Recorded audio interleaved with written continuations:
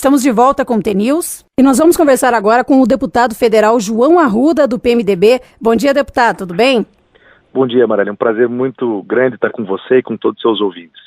Deputado, nessa semana a Câmara aprovou o projeto que trata da renegociação das dívidas de estados e também do Distrito Federal com a União por 20 anos. É claro, se eles cumprirem medidas de restrição fiscal. Existe uma contrapartida dos estados, principalmente em relação ao teto para gastos em saúde e educação. Isso significa dizer, então, que ao mesmo tempo que os estados conseguiram essa negociação das dívidas, que é importante, os estados precisavam disso, poderemos ter prejuízos por conta dessa limitação de gastos? O problema, e no que se refere ao estado do Paraná, é que as contrapartidas acabam caindo nas costas dos servidores e dos serviços públicos. Foi por isso que eu votei contra a matéria. Nós tínhamos que ter elaborado um projeto que desse aos estados a oportunidade de renegociar as dívidas com carência, com mais prazo, nesse momento difícil de crise, ao mesmo tempo em que o serviço público, o servidor, fosse valorizado. O que ficou de ruim no projeto, até porque fizemos diversos acordos e composições e tiramos aquilo que tinha de pior no projeto com relação às progressões, às promoções, às carreiras dos servidores. Não existe nenhum risco nas contrapartidas, porque muitos governadores, aqui no Paraná, por exemplo, o governador torcia para que isso fosse aprovado, para que ele não precisasse cumprir aquilo que ele se comprometeu naquele período da greve, que era, além da database, 1% a mais. De acordo com as contrapartidas do projeto, ele não teria argumento para não cumprir aquilo que foi comprometido. Então, nós tiramos toda essa parte ruim do projeto, ficou só um ponto que eu considero ruim, que é a questão dos investimentos públicos, né? A possibilidade de serviços, das contratações de serviços, entrarem nos limites prudenciais de contratações. Então, aquilo que é teto de contratações de servidores públicos, entra também serviços, como, por exemplo, numa penitenciária. Aquilo que é de alimentação pode entrar no lugar, no teto, no valor estimado também para contratação de pessoal. Com isso, o Estado terá que contratar menos gente. Aquele ponto, então, polêmico, que congelava por 2 anos o salário dos servidores, isso foi retirado? Isso foi retirado, não existe... ele estava mais explícito em um artigo, isso foi retirado. Ainda existe dúvida algumas dúvidas, né, sobre essas possibilidades, né? Agora, as interpretações, elas serão feitas por cada governador e ações judiciais vão acontecer em diversos estados e cada gestor tomará uma atitude de acordo com o projeto. Mas para que a gente não tivesse maiores problemas, eu votei contra o projeto, entendia que a gente deveria estudar mais o assunto, aperfeiçoar o projeto ainda mais, construir isso com os servidores. É evidente que em um momento de crise ninguém pode abusar, mas a responsabilidade é do gestor. E nós não podemos, né, criar um projeto. Eu sei que muitos governadores assumem aí pelo primeiro mandato, mas muitos governadores são responsáveis pela crise que vivem nos seus estados, como o atual governador. A gestão era dele durante 4 anos, não tem motivo para culpar qualquer antecessor. E daí você acaba premiando esses governadores, né, com uma carência, um prazo melhor, para que eles melhorem aí as condições de investimento e o caixa do Estado, ao mesmo tempo em que você dá a eles também a desculpa que precisam para não cumprir compromissos assumidos anteriores ao projeto. O senhor destacou que votou contra por alguns motivos que já foram citados, porém o senhor reconhece que realmente os estados precisavam dessa renegociação das dívidas para que pudessem fluir melhor os seus caixas? Claro que sim, e entendia que não só os estados mereciam essa possibilidade em um momento de crise. Acho que o governo federal foi inteligente em realmente dar oportunidade para os estados e enfrentar essa crise com mais força, renegociando a dívida, mas entendo também que quem mais precisa do apoio do governo federal nesse momento são os municípios do Brasil, muito mais do que qualquer governador e qualquer estado. E acho até que essa medida deveria ser compartilhada, o benefício deveria ser compartilhado de alguma forma também com os municípios. E as contrapartidas, em vez de jogar nas costas dos servidores públicos, exigindo que colocando em risco os seus planos de carreira, promoções e progressões, as contrapartidas poderiam ser uma renegociação das dívidas dos municípios com os estados, ou até uma negociação dos repasses de ICMS. Nós estamos conversando com o deputado federal João Arruda, do PMDB, e, deputado, o que dá para perceber é que mesmo com a retirada de alguns pontos que poderiam prejudicar os servidores públicos, o projeto que foi aprovado ainda traz prejuízos ao funcionalismo público, e não só para a categoria, porque, de uma forma geral, a população acaba sendo sempre penalizada com o aumento de impostos. Na prática, então, é um projeto que, ao mesmo tempo que dá essa possibilidade dos estados alongarem as suas dívidas, também traz algumas preocupações em relação ao que os governos poderão realmente aplicar em diversas áreas? Dentro do projeto, o limite com gastos de pessoal será também substituído por gastos com prestação de serviços. E com isso, as contratações serão menores, com certeza. Mas haveria um risco muito grande, sim, na vida dos servidores públicos, caso o projeto fosse aprovado da forma que estava. E aqui no Paraná sempre buscando argumentos, justificativas e desculpas para não assumir os erros que cometeu durante a gestão anterior e que comete agora. Eles aguardavam a discussão sobre a LDO exatamente para ter aí maneiras de manipular, discussões que prejudiquem, que geralmente acabam prejudicando os servidores e beneficiando esse modelo de gestão, que na minha visão é muito ruim. Aumento de impostos, sobra a conta dos erros da atual gestão, a gestão anterior, acaba caindo nas costas dos trabalhadores, tanto dos servidores públicos quanto os trabalhadores do estado do Paraná, os empresários, o setor produtivo, que pagam uma carga tributária altíssima nesse momento. Veja o comércio, por exemplo. Aqui no Paraná, nós temos o adiantamento de ICMS sobre produtos importados, a diferença na alíquota interestadual. O produto vem de outro estado, é importado, uma pequena loja no comércio de Ponta Grossa ou região, tem que pagar a diferença de outros estados, aqui é muito maior, e adiantar essa diferença, ou seja, já começa pagando um imposto altíssimo. O fato gerador desse imposto é sempre na saída, nunca na entrada do produto. Então, inviabiliza os negócios, é inconstitucional, isso está sendo discutido no Supremo Tribunal Federal também, eu acredito que o comércio vai ganhar, mas enquanto tramita, o governo vai arrecadando. Além de tantos outros impostos abusivos. Veja que aqui no Paraná nós tínhamos um plano no Brasil de regionalização dos aeroportos, para atender regiões mais afastadas. Isso promove desenvolvimento. Nós aumentamos o querosene, que era o mais alto, que era o mais baixo do Brasil, exatamente para fomentar os voos regionais. Nós não temos mais voos regionais, exatamente por conta do preço do querosene. O Maranhão, por exemplo, tem um ICMS diferenciado por aeroporto, por região, para exatamente ajudar as regiões mais afastadas. Aqui no Paraná, nós estamos perdendo voos porque temos o preço do ICMS mais caro do Brasil hoje. Aí a gente fala de várias outras questões, do vinho, por exemplo, importado, coisas absurdas que a gente tem visto por aí, que está quebrando a economia do Paraná. A crise nacional, com as medidas tomadas pelo secretário do governador, que não fomenta o setor, o emprego, a renda, o setor produtivo, acabam fazendo que no Paraná as perdas sejam ainda maiores. E a crise no Paraná é maior do que no resto do Brasil. Agora, deputado, para as pessoas que têm dúvidas, por exemplo, em relação a concursos públicos, muitas pessoas se preparando e estão um pouco com receio por conta dessa aprovação desse projeto de renegociação das dívidas. Os estados terão condições de promover mais concursos públicos?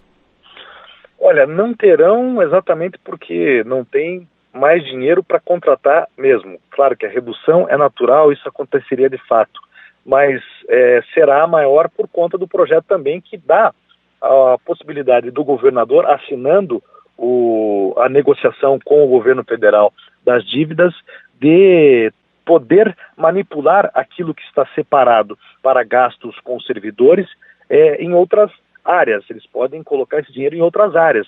Com isso, nós teremos um número menor de contratações, com certeza absoluta, porque eles poderão manipular o dinheiro que é para contratação em outras áreas também. Deputado, o senhor falou sobre a crise econômica do Paraná, a crise no governo federal. O senhor faz parte do PMDB, um partido que, infelizmente, pelo menos nacionalmente, é um partido que não está bem visto, assim como vários partidos, principalmente pela questão do Eduardo Cunha, que é do PMDB, o próprio presidente interino hoje, Michel Temer, que é do PMDB e já foi citado em algumas delações, inclusive por envolvimento na Lava Jato. Como o PMDB vai sobreviver a tudo isso? O PMDB é um partido muito grande. O PMDB tem uma característica de respeitar os estados, né, os diretórios estaduais, os diretórios municipais, de dar muita autonomia a todos os seus filiados. E cada PMDB tem uma cara, tem um perfil. Né? O PMDB Você acha que no Paraná é diferente do nacional, por exemplo? O Paraná é diferente do Rio Grande do Sul, é diferente de Santa Catarina, é diferente do nacional, foi diferente em diversos momentos. O que eu quero dizer é que o PMDB vai ter que buscar, a nível nacional, a sua identidade, porque hoje é protagonista. Tem o presidente da República, coisa que não acontece há muito tempo. Nós sempre tivemos candidatos a vice, e com isso nós nos adaptávamos ao perfil e às características dos protagonistas que disputavam a eleição e na cabeça de chapa, na disputa majoritária. Nós fomos vice do PSDB e depois fomos vice do PT. Nós tínhamos uma grande bancada e isso nos dava a oportunidade de ocupar cargos importantes na presidência da Câmara e do Senado, mas nós não buscamos uma identidade com a população a nível nacional. Acho que o trabalho do PMDB daqui para frente é buscar essa identidade, mesmo que a gente passe por obstáculos difíceis. E a luta tem que ser grande. A democracia interna, já que é respeitada, tão respeitada pelos dirigentes nacionais do partido, e esse não é o defeito deles, pelo contrário. Eu sou da executiva nacional do PMDB, apesar de discordar de muita coisa que acontece com relação ao partido a nível nacional, de ter votado contra matérias como essa, mas assim como eu faço isso nesse momento, enquanto o PMDB estava na base do PT, tinha o vice-presidente da República, outros diretórios de outros estados que faziam oposição também ao Partido dos Trabalhadores, à posição que o PMDB ocupava junto ao Partido dos Trabalhadores. Então é preciso respeitar, mas ao mesmo tempo em que o PMDB tem uma posição agora de protagonismo a nível nacional, precisa buscar a sua identidade. E nós precisamos lutar internamente, fazer o bom debate, né, a boa discussão e tentar encontrar um caminho para o nosso país. Dificuldades nós vamos enfrentar, inúmeras. E não é só o PMDB, são todos os partidos políticos do Brasil que estão desmoralizados. Tudo começou com o financiamento de campanha. Na minha visão, essa é a raiz do problema da corrupção no nosso país, no Brasil. É preciso estabelecer uma nova cultura. A mudança no sistema, ela vai nos ajudar muito a fazer isso, para que futuramente a gente também encontre alternativas de se fazer política de maneira certa. Mas afastar a relação entre o empresário e o político, e o homem público e o candidato, com certeza já ajuda muito a estabelecer essa nova cultura. O senhor fazia parte da bancada que apoiava a presidente Dilma Rousseff e depois acabou votando favorável ao impeachment. Por que o senhor tomou essa decisão? Eu pensei muito, foram momentos de reflexão, eu não sei se eu vou concordar com a minha posição. Eu não acho que é um erro do ser humano futuramente entender que se arrepender, entender que a posição teria que ser diferente. Não estou dizendo que isso está acontecendo nesse momento, mas eu tive que tomar uma decisão e pesou a vontade dos paranaenses, a grande maioria do povo do Paraná, que me pediu, os meus aliados, a minha base, que entrou em contato comigo, e também o fato de que eu votei a admissibilidade do processo. Eu não julguei a presidente Dilma pelos seus atos, eu apenas admiti o processo para que ela fosse julgada. E apoiei, dei sustentação ao mandato, assim como a grande maioria dos parlamentares e muitos deles que votaram também a favor da admissibilidade do processo de julgamento do impeachment da presidente Dilma. Mas isso, a história é que vai mostrar. Nós somos responsáveis pelos nossos atos, mas é preciso sim fazer uma reflexão sobre o que acontece no Brasil. O processo de impeachment foi extremamente traumático, está sendo e ainda será por muito tempo. Agora, como nós não tínhamos mais alternativas para o governo, não tinha apoio político no Congresso Nacional, os partidos, falta de credibilidade, eu acho que não tínhamos mais alternativa, era preciso fazer algo. E como a presidente Dilma não ofereceu nenhuma outra alternativa, não propôs nada diferente, nós ficamos sem alternativa. Pesou, né, a questão que envolve o meu partido, né, o PMDB do Brasil, né, a bancada que tomou uma decisão praticamente fechada, apenas aqueles que já tinham se comprometido porque tinham votado contra o impeachment na comissão especial, e os ministros da presidente Dilma votaram contra o impeachment. Eu acompanhei a vontade da maioria. E como é que ficou a sua relação com o presidente do PMDB no Paraná, o senador Roberto Requião, que é bastante claro nesse ponto, inclusive é um senador que é contrário ao impeachment da presidente Dilma Rousseff, e sabemos que o Requião ele tem uma forma um pouco diferente de lidar com aqueles deputados que fazem parte do seu partido e acabam não indo de acordo com o que o PMDB determina, enfim, a sua relação chegou a ser prejudicada por isso? De jeito nenhum, talvez eu não deveria te dizer isso, estou dizendo em primeira mão porque nunca disse publicamente. Mas eu comuniquei o senador Requião da minha decisão. E se ele tivesse feito um apelo forte, eu teria com certeza feito uma reflexão maior sobre o assunto, poderia até ter mudado de posição. Concordo com ele em inúmeros pontos, né? A posição do Requião para mim é clara, mas eu acho que não valia a pena, né? Não valeria a pena ir contra o meu eleitorado, a minha base eleitoral, o meu partido, contra tudo e contra todos, para defender um governo do qual eu não acreditava. Eu, apesar de ter feito parte da base de sustentação do governo, ajudei no que pude, mas os erros sucessivos me decepcionei muito com as posições do governo da presidente Dilma, as posições administrativas e também políticas. Aqui no Paraná nós nunca tivemos o apoio do PT, sempre estivemos com o PT, sempre apoiamos o presidente Lula, a presidente Dilma. Aqui na capital coordenamos a campanha do Vanhone, e o grupo político do PT aqui no Paraná, em Curitiba, era o ministro Paulo Bernardo e a Gleisi, a senadora Gleisi, que durante muito tempo foram nossos adversários, né? Tínhamos uma relação muito difícil com os dirigentes do PT aqui do Paraná, os representantes da presidente Dilma e do presidente Lula. Então nós não tínhamos, e eu disse, foram os argumentos que eu apresentei ao senador Requião, nós não temos uma relação, acho que não vale a pena pagar esse preço, né, por um grupo que nunca nos prestigiou e do qual nós não acreditamos também. Veja bem, hoje fazem críticas ao governo do presidente Michel Temer. O Ricardo Barros era vice-líder do governo do PT e hoje é ministro do presidente Michel Temer. Ele já havia sido convidado para ser ministro da presidente Dilma. O Kassab é ministro do Temer, mas era ministro da Dilma. O Meirelles é ministro da Fazenda do governo Temer, mas ele foi convidado, chegou a ser convidado e cogitado, principalmente pelo presidente Lula, para compor a equipe da presidente Dilma. O Henrique Alves, do PMDB, era ministro da presidente Dilma. O ministro Padilha, do PMDB, da Casa Civil, também era ministro da presidente Dilma. O Gedel Vieira Lima, hoje ministro-chefe da Casa Civil, também era vice-presidente da Caixa, do governo da presidente Dilma, e foi ministro do presidente Lula.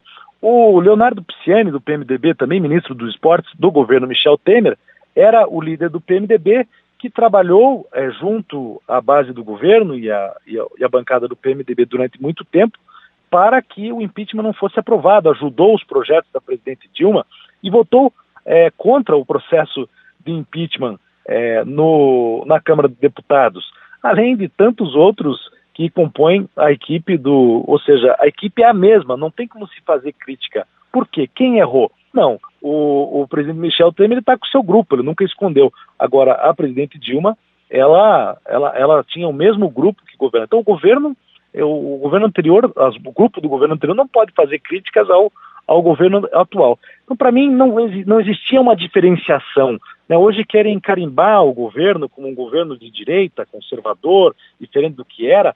O governo da presidente Dilma era um governo de direita conservador, né?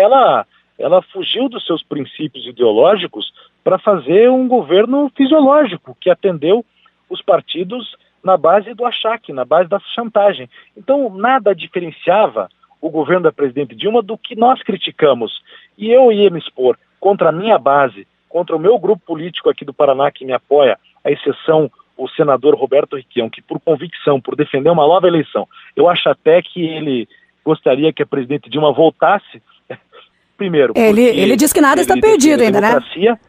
Nova eleição, mas acho que principalmente para ele poder fazer oposição ao governo dela. Deputado, o senhor falou todas essas coisas relacionadas ao PT. Agora, até que ponto Michel Temer é diferente? Veja bem, apesar da vitória que tornou Michel Temer hoje presidente interino no país, existe uma preocupação em relação às ações que ocorrem no Tribunal Superior Eleitoral, no TSE, que pedem, inclusive, a cassação da chapa que elegeu a petista e o PMDBista Michel Temer em 2014. Tem relatos, tem delações premiadas da Odebrecht, por exemplo, na Operação Lava Jato, que citam nominalmente Temer como beneficiário de repasses irregulares. Aí eu pergunto, será que Michel Temer é diferente da Dilma? É o risco e ele vai ter que responder por isso. Não estou dizendo que no quesito, no que se refere às denúncias, eu não estou dizendo que esse governo está imune de qualquer acusação. Pelo contrário, todos estiveram inclusive na mesma chapa e correm o mesmo risco e vão responder da mesma forma.